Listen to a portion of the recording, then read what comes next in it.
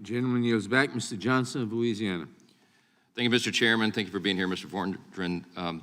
On page 6 of your written statement today, you concluded this, quote, "The most significant nation-state threats we face are those from China, Russia, Iran, and North Korea.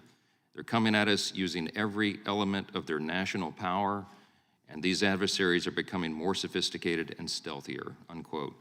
That sounds pretty ominous, and I know that you agree, I assume you agree, we're in a very dangerous time. I think it's difficult to overstate it, because we have very serious and fiercely committed foreign adversaries, right? Yes, sir. And President Biden said several days ago, Ranking Member Jordan noted it earlier, that a cyber attack from Russia is coming, right? Yes, sir. I believe that was in his statement. So here's the problem. Here's one of the things that have concerned us, and this is why the questions keep coming back to one of the issues that has not yet been adequately addressed today.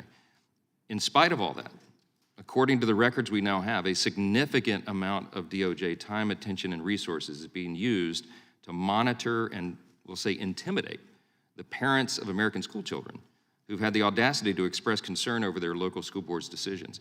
On October 4th of last year, Attorney General Merrick Garland issued a memorandum, now infamous memo, directing the FBI and the U.S. Attorney's offices to investigate those concerned parents. And since then, we've had more and more information that's come to light about that directive, such as the fact that the National School Board Association worked in conjunction with the White House to write the letter that spurred Attorney General Garland's memorandum. The NSBA's letter has led many state school board associations to call its leadership into question. Many have since removed their affiliation, including my home state and the one where you spent a lot of time, Louisiana. They've dropped out.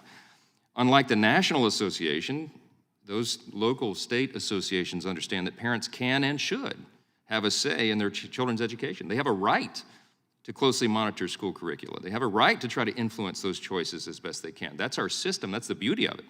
It is not the government's job to raise our children. It's the parents' job. So let me ask you a couple of general questions, because I know what your responses, I anticipate what some of your initial responses would be here. But let me ask you, just out of the gates, do you think it's appropriate for any White House to commission outside groups to make false or misleading claims about its political adversaries?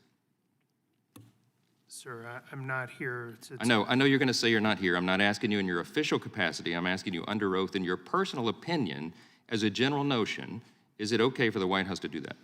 Sir, I am here in a personal and professional capacity under oath because of my job.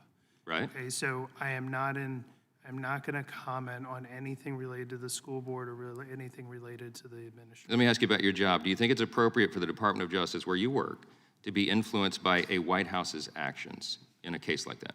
Sir, the memo was issued by the Attorney General, and I would defer all of your questions back to him on this topic. Oh, we'd love to get him back here, but he won't be called by the Democrats in charge. An FBI whistleblower revealed the Counterterrorism Division is using threat tags against concerned parents. They were labeled by some of the parties involved as domestic terrorists, or at least analogized to them. They've categorized them into the FBI system, so they're so-called crimes because they'd easily be pulled up for investigation. That was the supposed justification for it. In general, does the FBI Cyber Division, your division, engage in the practice of using threat tags? Sir, when we talk about threat tags from a cyber perspective, you know, we could use the current system of Russia activity, and perhaps there would be a tag for that, so that we could find anything that's relevant. But I can't honestly answer the question right now about whether we're currently using them or not. Why not? Sir, we have thousands of investigations in the cyber ecosystem. I just don't know the answer. But the threat tag is a tool that you use in your division, right? Sir, I don't know that answer, if I'm being very honest with you. I don't know if we use them in our division or not. How many active or closed investigations does the FBI Cyber Division have regarding any parents who have voiced concerns at school board meetings or via social media about their children's education? Sir, how many active or closed investigations does FBI Cyber Division have on school board matters? On parents. Parents who have come up on the threat assessment somehow for expressing their views about their children's education in social media or at school boards? Sir, I don't know that answer. Who would know that answer? There's a lot of answers you don't have for us today, and you're the assistant director of the Cyber Division. Who has that information? I mean, organizationally, we probably have that information, but I mean, again, all of these questions need to be directed back to DOJ. I wish somebody from DOJ would Gentlemen's- send the appropriate party here. I yield back.